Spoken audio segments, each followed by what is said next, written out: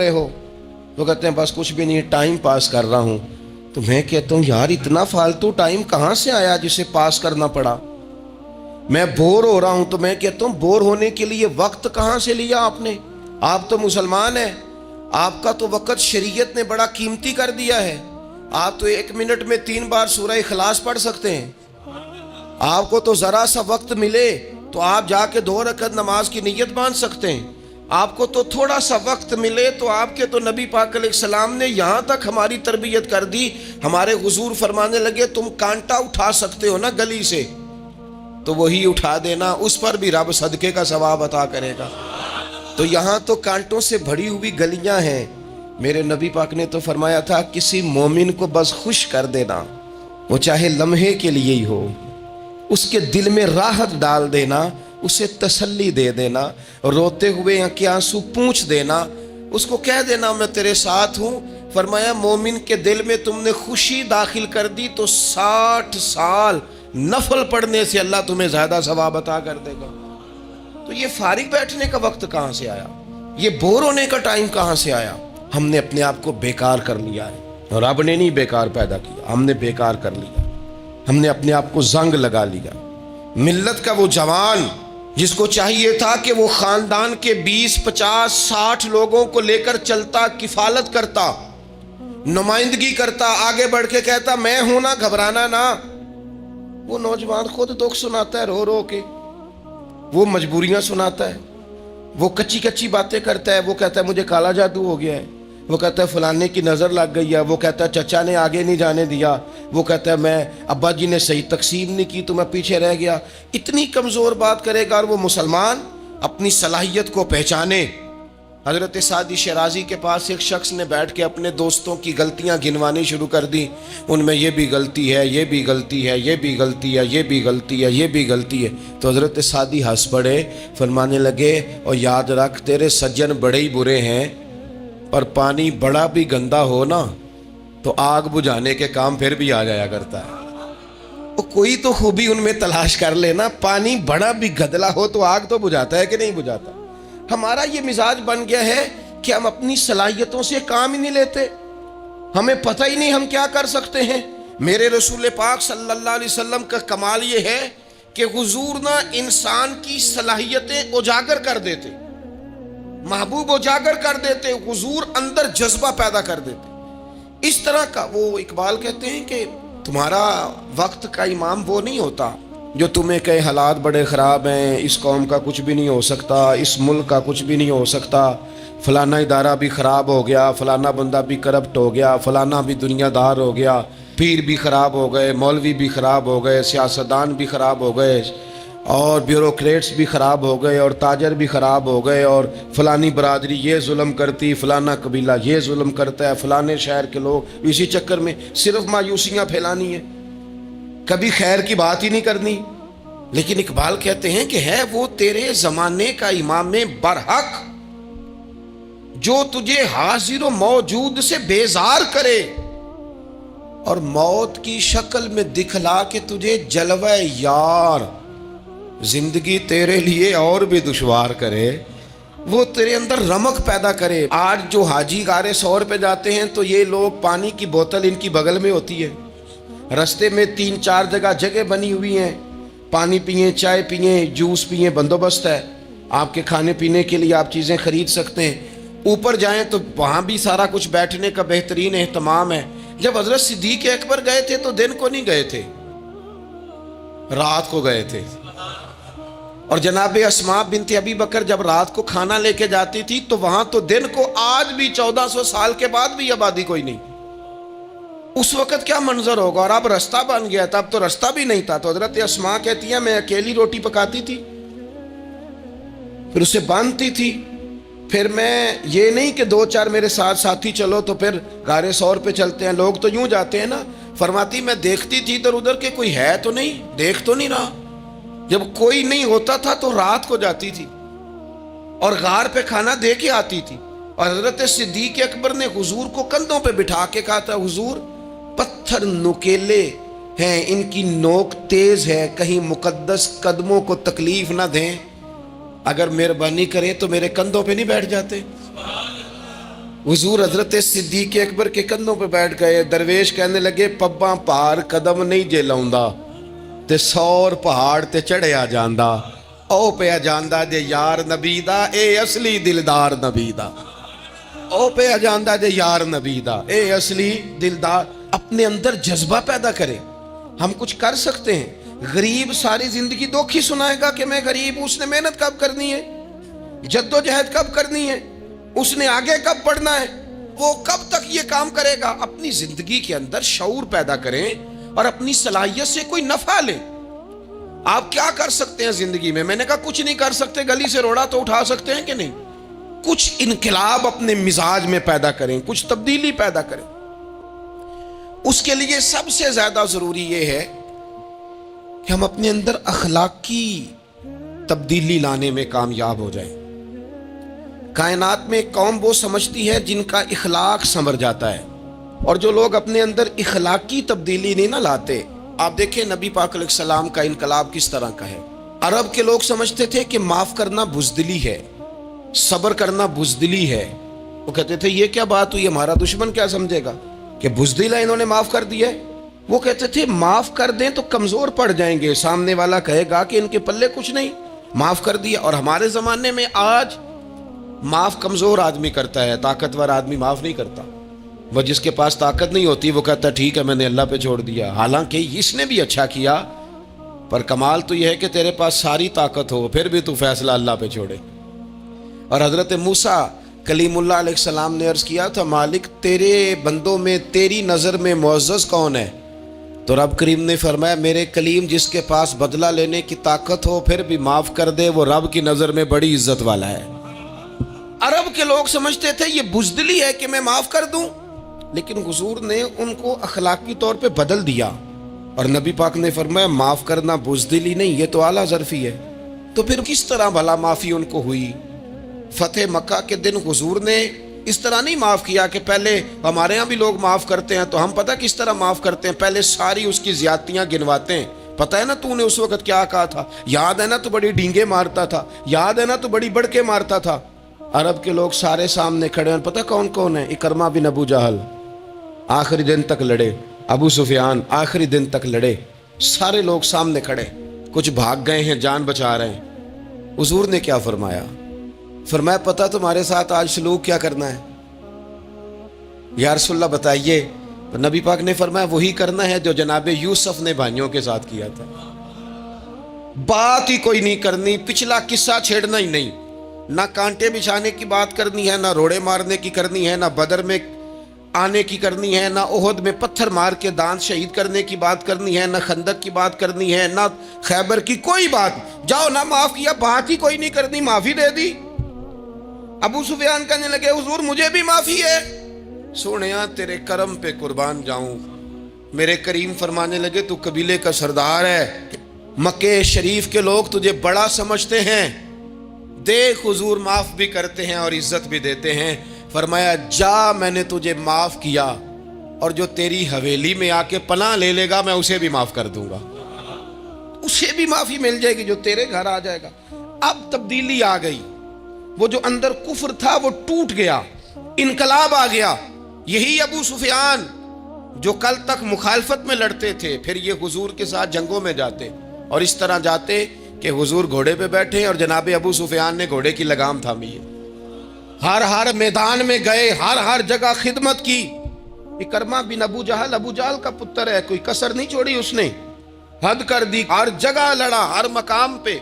लेकिन फतेह मक्का के मौके पर ये भाग गया था, जान बचा के छुप गया। इसकी बीवी आई आके कहने लगी सोनिया मेरे छोटे छोटे बच्चे हैं, मुझे पता चला है कि मेरे शौहर के लिए आपने डेथ वारंट जारी कर दिए हैं कि जहां मिले मार दिया जाए। सहाबा ने यह ऐलान किया है, वो सख्त मुजरम है, उसके लिए सख्त आर्डर जारी किया गया है। तो करीम क्या फरमाने लगे? हुजूर फरमाने लगे तू क्या चाहती है? मैं कोई आपको किस्सा तो नहीं ना सुना रहा, खुदा मेहरबानी करें, थोड़ा सा दिल बड़ा करें, थोड़ा सा। वो सास कहती है जी मैं किवें माफ कर दिया जी, तो पता नहीं पीर साहब मेरे अंदर जख्म कितने ने, मसलन क्या है, गोली मार दी है किसी ने किसी को। बहू से कहें तो कहती है जी मैं माफ कर दूं, इसको माफ कर दूं, आपको बताऊं इसने तकलीफ कितनी दी। मेहरबानी करो, एक दूसरे को माफ करो, अपने दिल में गुंजाइश पैदा करो। اس بندے کی بات ہو رہی ہے جو باپ سے لگا ہوا ہے مخالفت کرنے. ابے نے بھی ظلم کیے، اس نے بھی کیے. حضور اس کی بیوی سے کہتے ہیں کیا چاہتی ہے؟ کہنے لگی حضور معاف کر دیں اسے.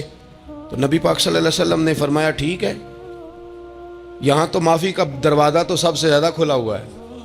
تو کہتی ہے تو چلو ٹھیک ہے، معاف کیا، ہو گئی بات. اس نے جا کے جہاں چھپا ہوا تھا اسے کہا اکرما حضور نے تجھے معاف کر دیا. کہنے لگا کوئی کرنے والی بات کر. وہ معاف کرتے ہیں مجھے پتہ ہے، بڑا کرتے ہیں، پر جو میں نے کیا ہے وہ معافی والا نہیں. مجھے معافی ہو سکتی ہے، یہ کیسے ہو سکتا ہے؟ یہ کیسے ہو گیا؟ ہو ہی نہیں سکتا. اس کی بیوی پھر آئی، کہنے لگی حضور وہ مانتا نہیں، یہ تاریخ صرف میرے رسول کی ہے، یہ سیرت صرف میرے رسول کی ہے کہ جس کو معاف کیا جا رہا ہے اس کی سمجھ میں بات نہیں آ رہی کہ بھلا مجھے معاف کر دیا ہے. حضور کہتے ہیں اچھا تو بتا وہ کیسے مانے گا؟ کہنے لگی حضور اگر کوئی نشانی دے دینا، عرب کے لوگ تلوار دے دیتے تھے، زرہ دے دیتے تھے، پگڑی دے دیتے تھے، چھڑی دے دیتے تھے، یہ دلیل ہوتی تھی کہ فلاں نے نشانی دے دی. اگر کوئی مل جائے نا نشانی، محبوبہ اس طرح تو کوئی نہیں کرتا جیسے آپ کرتے ہیں. کریم نے اپنے سر سے پگڑی اتاری اور فرمایا میری پگڑی بطور علامت کے نشانی کے لے جا، اسے کہہ دے میں نے معاف کیا. اب اکرما کو معافی ہو گئی، وہ آ رہے ہیں. یوں اخلاق بدلتے ہیں، وہ آ رہے ہیں. یہاں کوئی بڑا آدمی آئے نا تو پہلے اعلان ہوتا ہے فلاں بن فلاں صاحب آ رہے ہیں، اب ان کو دعوت دیتے ہیں. لیکن وہ اعلان چھوٹا کرتا ہے بڑے کے لیے. یہاں انوکھا باب ہے. اکرما کلمہ پڑھنے آ رہے ہیں. نبی پاک سے آبا سے کیا فرما رہے ہیں؟ فرمایا وہ کلمہ پڑھنے آ رہا ہے، اطاعت قبول کر کے آ رہا ہے، سر تسلیم خم کر کے آ رہا ہے. اس کے سامنے اس کے باپ کے کسی ظلم کا اظہار نہ کرنا. اس کے باپ نے بڑے ظلم کیے ہیں، زیادتیاں کی ہیں، ہم تذکرہ یہاں ہوتا ہے، لیکن اس کے سامنے نہ کرنا. اس کا تو ابا ہے نا، اس کا تو باپ ہے نا. کوئی بات نہ کرنا، اسے تکلیف ہوگی. کس کے لیے؟ صحابہ رو رہے ہیں حضور یہ کس کے لیے تیاری کرا رہے ہو؟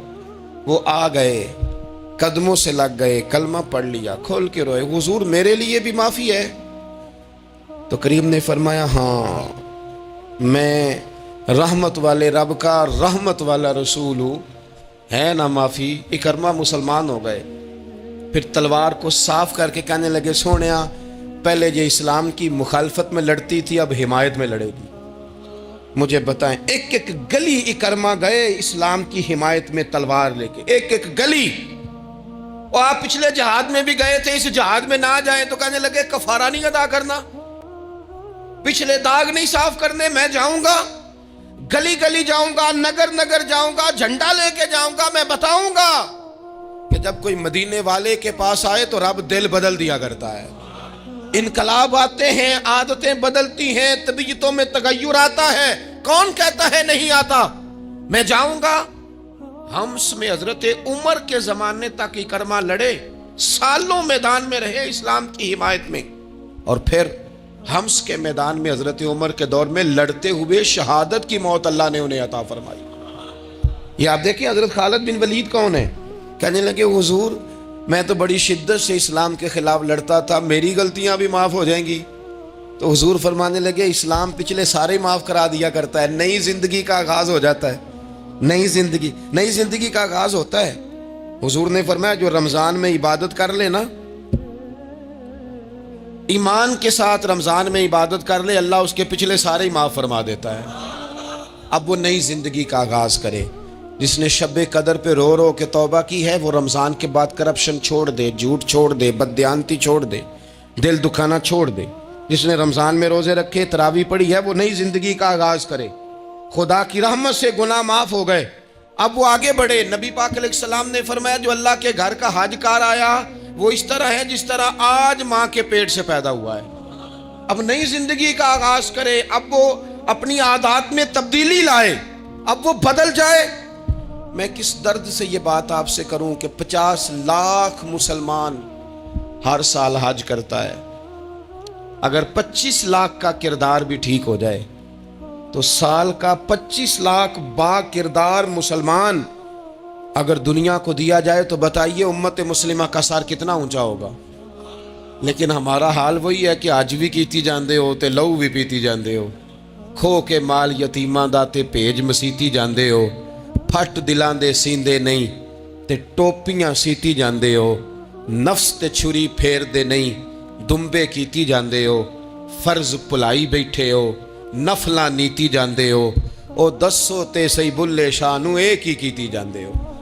बात वही है कि काबे गए, मदीने गए, करबला गए, जैसे गए थे घूम फिर के वैसे ही आ गए। कुछ तब्दीलियां अपने मिजाज में लाएं, अपनी आदत में लाएं। हजरत खालिद बिन वलीद ने कहा हुजूर सारे गुनाह माफ हो गए, फरमाए हो गए। हजरत खालिद बिन वलीद ने फिर अपनी तलवार थामी और जनाब खालिद बिन वलीद फिर इस तरह मैदानों में निकले कि नबी पाक ने फरमाया अब ये खालिद नहीं, ये तो सैफुल्लाह है, ये तो अल्लाह की तलवार बन गया है। इस जज्बे से, शौक से अपने मिजाज को तब्दील करके इस तरह मैदान में आए, फरमाया अब ये अल्लाह की तलवार है। पूरा वजूद जख्मी कराया और सारी जिंदगी इस्लाम की हिमायत में तलवार चलाई। हम बदल सकते हैं, तब्दीली आ सकती है, हमें बदल जाना चाहिए। बहलोल दाना से कहा था हारून रशीद ने कि मुझे कोई नसीहत कर दे, मैं बादशाह हूँ। सख्त दिल हो जाता है कई दफ़ा। तो हज़रत बहलोल दाना कहने लगे मैं क्या नसीहत करूँ, आपका बाप कहाँ है? कहने लगे कब्रिस्तान में। कहा एक बड़ा भाई भी था, बड़ा प्यार करता है, सुना आपसे, कहाँ है? कहा कब्रिस्तान में। तो कहा वो एक चचाजाद भी आपके साथ मैंने देखा है। कहा वो भी कब्रिस्तान में। याद कराना शुरू किया हज़रत बहलोल ने, फरमाया वो ननिहाल वाले, ददहाल वाले, वो मामू, वो चाचू का सब कब्रों में। आखिरी जुमला कहा, फरमाया तेरा एक पुत्र भी था, चढ़ती जवानी थी, कद ऊंचा था, रंग गोरा था। हारून रशीद रो पड़े, कहने लगे हुजूर वो भी कब्रिस्तान में। तो फरमाया जिसने इतने जनाजे पढ़े हों उसे मैं नसीहत करूं? तेरा क्या ख्याल है, तूने नहीं जाना? यारो हमने अपने कई क्लास फेलों के जनाजे पढ़े हैं। बड़ा प्यार था मेरा अपनी दादी के साथ। तो 97 में वो इंतकाल कर गई। दादा अबू चले गए, अम्मा जी चली गई, अब्बा जी चले गए, नाना चले गए, फूफा चले गए, दोस्त चले गए। यहाँ पिछले साल कई संगी थे, इस साल नज़र नहीं आते, रुखसत हो गए। ओ संगियो ये तो सारी तैयारी है, हमने बदलना कब है? अब तो हमारा बुढ़ापा आने को है, अब तो बाल सफ़ेद होने को। तब्दीली किस वक़्त? अल्लाह ताला ने कुरान मजीद फुरकान हमीद के अंदर फरमाया अल्लाहु वलियुल्लज़ीना आमनू युखरिजुहुम मिनज़्ज़ुलुमाति इलन्नूर। अल्लाह मोमिनों का वली है, वो इन्हें अंधेरों से नूर की तरफ निकालता है, वो रास्ता दिखाता है। बार बार राह खुलती है हमारे सामने पर हम कबूल करने को तैयार नहीं होते। कुछ तब्दीली अब आ जाए, कुछ ज़ुबान में मिठास आ जाए, कुछ हमारे अमल में पुख्तगी आ जाए। हम ना बहुत सारे काम लोगों को देख कर करते हैं, इससे थोड़ी जान छुड़ाई जाए। कुछ अपने अंदर जो कबाहते हैं, कुछ अपने साथ जंग की जाए। नबी पाक अलैहिस्सलाम ने फरमाया अफजल जिहाद अपने नफ्स से लड़ाई करना है, अपने आप के साथ कुछ जद्दोजहद की जाए, कुछ अपने खिलाफ भी चला जाए। सारी जिंदगी दूसरों से लड़ते, दूसरों पर अपनी गलतियों का बोझ डालते गुजर गई, कुछ अपने नफ्स पर भी। हजरत बायज़ीद बुस्तामी से किसी ने कहा हुजूर मैंने अल्लाह तक जाना है, रास्ता बता दें। फरमाया 2 कदम का रास्ता है। फरमाया 1 कदम अपने नफ्स की ख्वाहिश पे रख ले तो दूसरा कदम तेरा रब तक पहुंच जाएगा।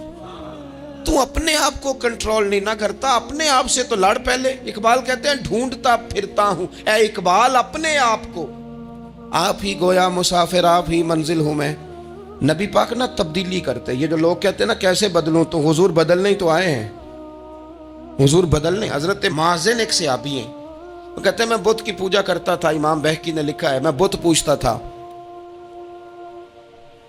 एक दिन मेरे बुत के अंदर से आवाज आ गई तू कब तक मुझे पूजेगा, मदीने में तो हुजूर जलवा फरमा हो गए। कहते हैं 2 दफा 3 दफा बुत मुझे पैगाम दे रहा है कि हुजूर की तरफ जाओ। बुत कहते हैं मैं वहां से चला, हुजूर की बारगाह में पहुंचा तो नबी पाक अलैहिस्सलाम की खिदमत में हाजिर होकर मैंने अर्ज की या रसूल अल्लाह कमाल हो गई, लोग बुतों को पूजते हैं और मेरा बुत कह रहा था जा जाके हुजूर का कलमा पढ़ ले। ओ सुकियां खजूरां उगा जामदे ते पत्थरां तो कलमा पढ़ा जामदे। फरमाया वो उन्होंने मुझे बुत ने भेजा है।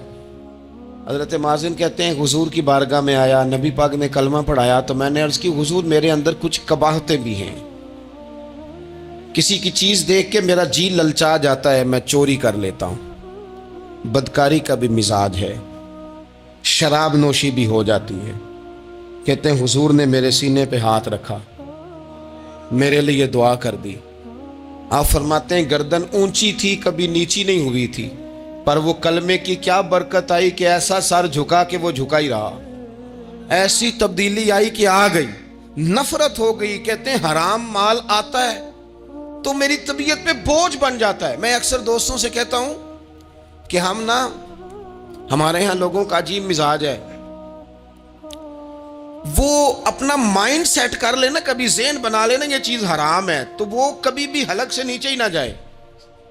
آپ گوشت کھا رہے ہوں اور بڑا اچھا پکا ہوا ہے، بہترین مسالہ جات لگے ہوئے ہیں، بہترین، آپ کھا رہے تھے گوشت، کوئی بندہ آپ کے کان میں آ کے کہہ دے صدقے کا ہے، اس کا منہ میں ذائقہ بدل جاتا ہے کہ نہیں؟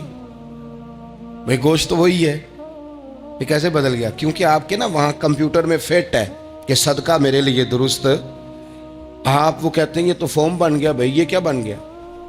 چلیں اس سے بھی آگے چلتے ہیں۔ آپ کھا رہے تھے گوشت اور بڑا لطف آ رہا تھا تو کسی نے کہہ دیا کہ تو جانور ٹھیک ہی نہیں تھا، بیمار تھا یا حرام تھا، ذبح ہی نہیں کیا تھا، صحیح طور پر ایسے ہی اس کو پکا دیا، مر گیا تھا۔ تو اب تو یہ حال ہوتا ہے کہ الٹیاں شروع ہو جاتی ہیں۔ کیوں؟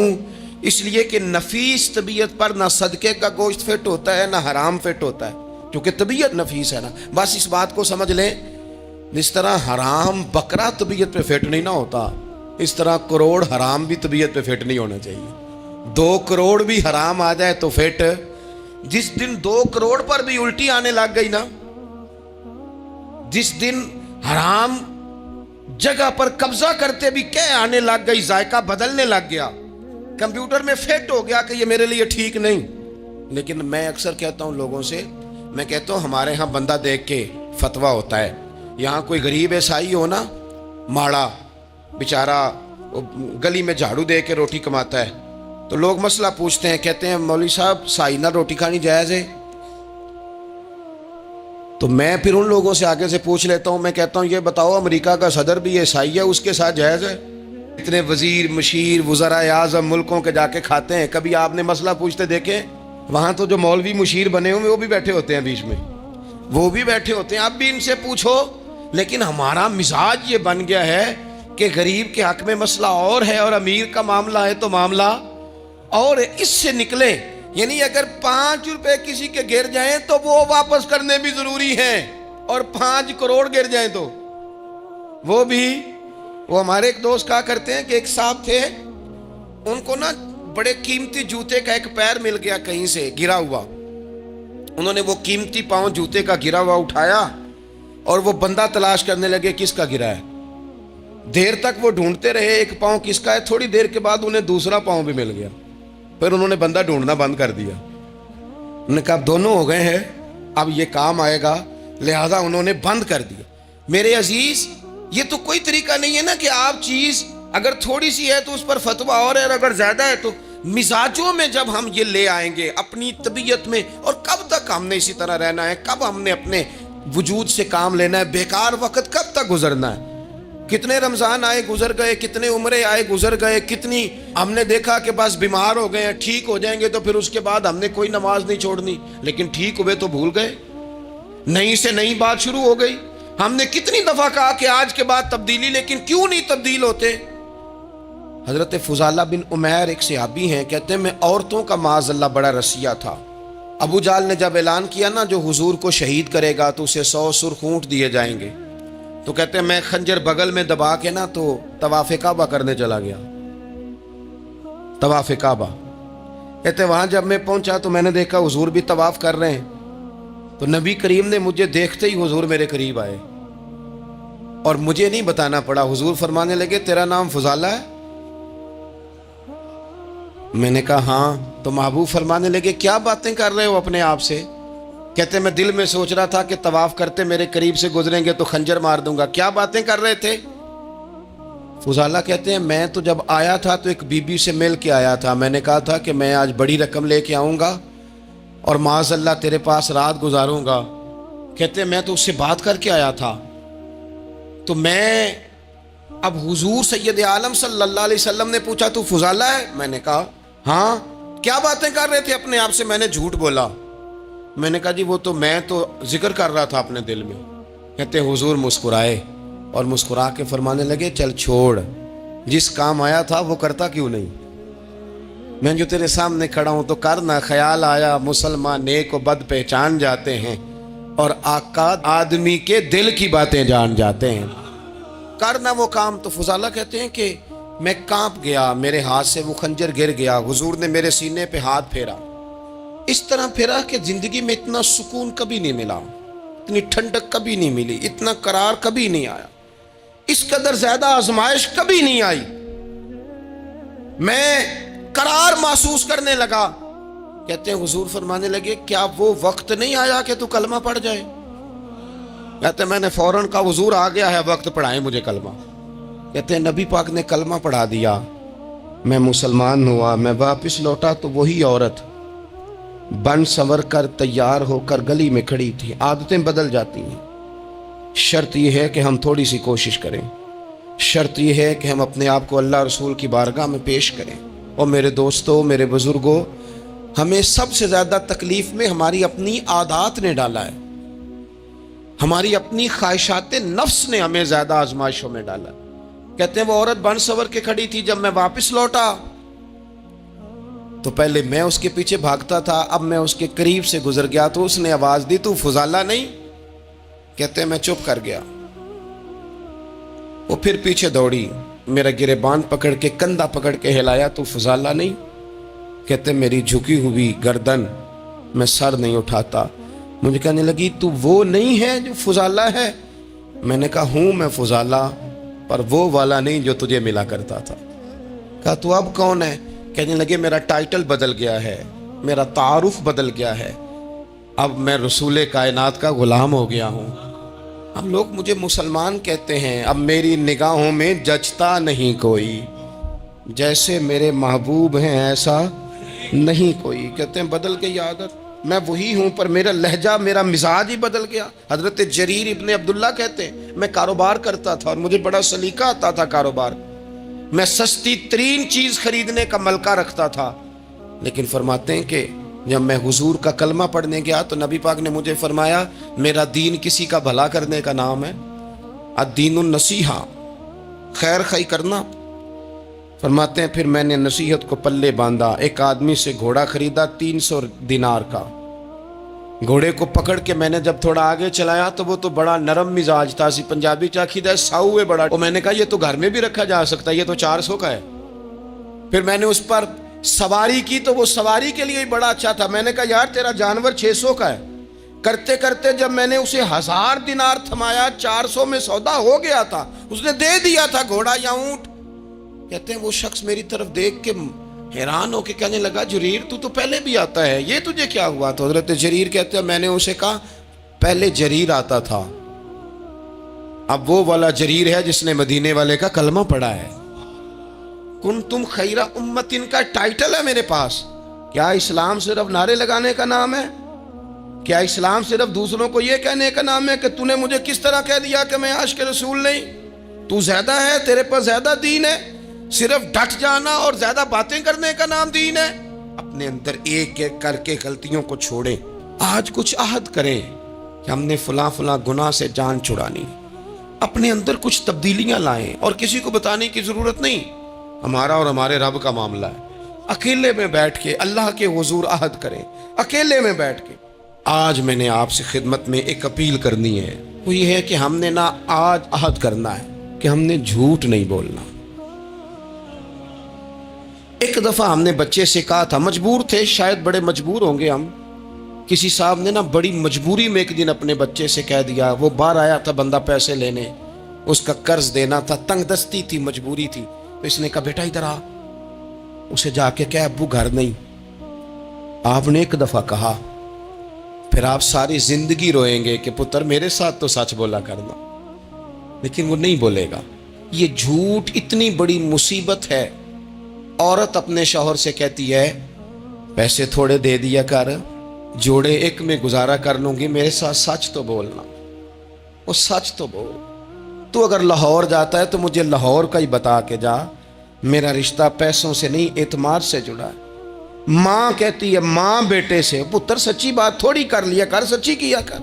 سچ ختم ہو گیا۔ اب لوگوں نے جھوٹ کا نام بدل دیا ہے، کہتے ہیں میں نے بہانہ کر دیا تھا۔ او بھئی آپ نے جھوٹ بولا تھا، صاف صاف کہیں، نام بدل دیا۔ جھوٹ کھا گیا میرے ملک کو، جھوٹ کھا گیا اس ملت کو، جھوٹ نے اس امت کو قریب سے آ کے تھام لیا۔ ہم بڑی آزمائش میں ہیں، ہم مطلب ہر شخصی الا ماشاءاللہ، ہر شخصی، آپ کسی شخص سے کوئی معاہدہ کرتے ہیں، کوئی چیز بنانے کی بات کرتے ہیں، خریدنے کی بات کرتے ہیں، وہ جو کہتا ہے اس پر پورا کیوں نہیں اترتا؟ وہ غلط بات کیوں کرتا ہے؟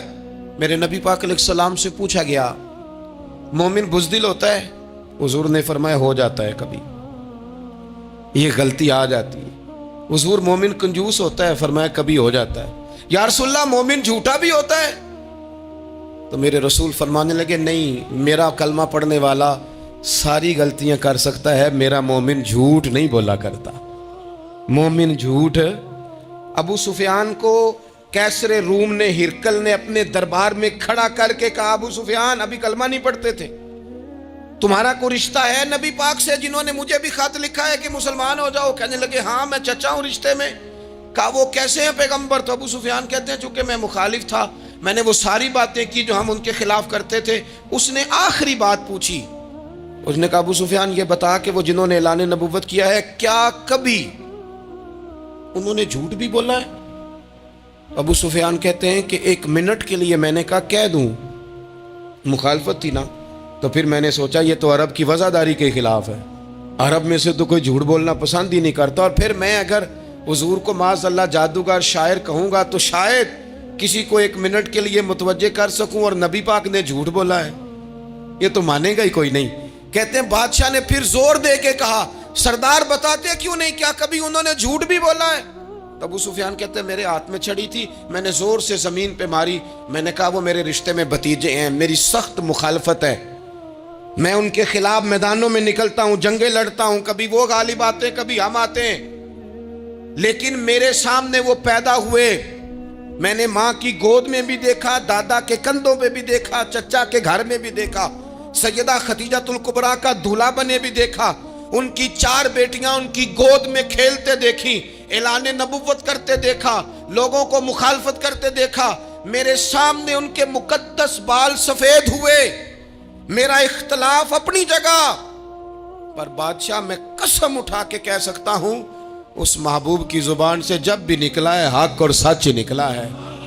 اسیر دشمن کی چاہ میں بھی، وہ مخالفوں کی نگاہ میں بھی امی ہے، صادق ہے، معتبر ہے، میرا پیغمبر عظیم تر ہے، میرا پیغمبر عظیم تر ہے، میرا پیغمبر عظیم تر ہے۔ جھوٹ نہیں کبھی حضور نے بولا۔ کہتے میں نے جواب دیا تو سناٹا چھا گیا سارے دربار میں، کتنے اس نے سوال پوچھے، گھنٹوں بعد ہو، سناٹا چھا گیا۔ اور پھر بادشاہ نے اپنا پرنا اٹھایا، چادر اٹھائی، کندھے پہ رکھی اور جانے لگا، تو میں نے پیچھے سے پلٹ کے کہا بادشاہ اتنے تو نے سوال کیے، اتنے میں نے جواب دیے، رزلٹ کا بھی تو اعلان کرنا، نتیجہ بھی تو دینا، کیا نکلا؟ تو کہتے ہیں وہ جا رہا تھا، وہیں کھڑے کھڑے اس نے چہرہ میری طرف پھیرا اور کہنے لگا سردار نتیجہ تو نکل آیا ہے، رزلٹ تو نکل آیا۔ جس بندے نے کبھی بندوں سے جھوٹ نہیں بولا وہ یہ جھوٹ کیوں بولے گا کہ میں اللہ کا رسول بن کے آیا ہوں؟ نتیجہ تو نکل آیا، بات تو کلیئر ہو گئی، اب آگے کیا جانا ہے؟ ایک سردار تھے کسی قبیلے کے، وہ حضور کی بارگاہ میں کلمہ پڑھنے آئے، امام راضی نے لکھا ہے، کہتے میرے اندر 4 غلطیاں تھیں، میں شراب بھی پیتا تھا، چوری بھی کرتا تھا، بدکاری بھی کرتا تھا معاذ اللہ، اور جھوٹ بھی بولتا تھا۔ حضور کی بارگاہ میں آیا، عرض کی یا رسول اللہ بچپن سے لے کر یہ بیماریاں لگ گئیں، بڑی کوشش کی، ابا نے بڑا مارا، لوگوں نے بڑا کہا، چھوٹی نہیں، اور میں چھوڑ سکتا بھی نہیں۔ ان کا خیال تھا نا جس طرح ہمارا خیال ہوتا ہے فلانی چیز نہیں چھوڑ سکتے، میں چھوڑ سکتا بھی نہیں۔ حضور ایک چھوڑ سکتا ہوں، ایک چھوڑوا لیں آپ اور کلمہ پڑھا دیں۔ حضور نے فرمایا بالکل ٹھیک ہے، تو ایک چھوڑ دے۔ یا رسول اللہ کون سی؟ فرمایا جھوٹ نہیں بولنا۔ جھوٹ، وہ شراب بھی پیتے ہیں، وہ کہتے ہیں میں بدکاری بھی کرتا ہوں، چور بھی ہوں۔ حضور نے کیا فرمایا؟ جھوٹ۔ کیا ان سارے کاموں سے زیادہ سخت تھا؟ حضور نے اس سے منع کیا، جھوٹ نہیں بولنا بھائی۔ कहते हैं सोने वादा हो गया। सीधे साधे आदमी थे, देहाती सरदार थे, घर चले गए। कहते हैं जब वो शराब के करीब जाने लगा तो दिल में ख्याल आया कि हुजूर के पास शराब पी के जाऊंगा, अगर किसी ने पूछा कि पी है तो झूठ तो बोलना नहीं, सच बोलूंगा तो हाल क्या होगा भला, वहाँ कैफियत क्या होगी कि मैं शराब पी के यहाँ आता हूँ हुजूर की बारगाह में, मुझ पे तो हद लगेगी। कहते हैं लिहाजा शराब भी छोड़ दी, उठा के मारी दीवार के साथ। कहते हैं मैं चोरी की तरफ हाथ बढ़ाने लगा तो मैंने कहा सुबह अगर किसी ने पूछा कि मेरी चोरी किसने की है, झूठ बोलना नहीं, और अगर सच बोला तो सोसाइटी में इज्जत क्या रहेगी, दफा करो, जो अल्लाह ने रूखा सूखा दिया वही ठीक है। कहते हैं गली से गुजर रहा था, उस औरत ने फिर आवाज दी, उसकी तरफ जाने लगा और करीब गया तो वो पूछती है सुना है तूने कलमा पढ़ लिया है। कहते हैं तड़प गया, दर्द से आंसू छलके, अगर मैं इससे झूठ बोलूं तो हुजूर ने मना किया है, और सच बोलूं तो ये क्या सोचेगी, कलमा पढ़ के मुसलमान हो के हुजूर का गुलाम हो के ये अंदाज है। कहते वहां से भी आ गया, आके ना पीछे होके बैठ गया, पीछे हुजूर तकरीर कर रहे थे, पीछे होके बैठ गया, गौर से हुजूर का चेहरा देख रहा हूं, गौर से देखता जा रहा हूं, दुनिया कहीं और देख रही है और मैं हुजूर का चेहरा देख रहा हूं। सर से लेकर पांव तक तनवीर ही तनवीर है, जैसे मुंह से बोलती कुरान की तफसीर है। सोचती तो होगी दुनिया मुस्तफ़ा को देखकर, भला वो मुसव्विर कैसा होगा जिसकी ये तस्वीर है। कहते मैं गौर से चेहरा देख रहा हूँ, हुजूर की खिदमत में गया सलाम लेने तो महबूब ने मुस्कुरा के देखा तो मैंने कहा सोनिया कुर्बान जाऊँ, मेरा एक झूठ छुड़वाया है, मेरी हर शय छूट गई है, ख़त्म हो गया सारा कुछ ही, ये मेहरबानी हो जाएगी इंशाल्लाह।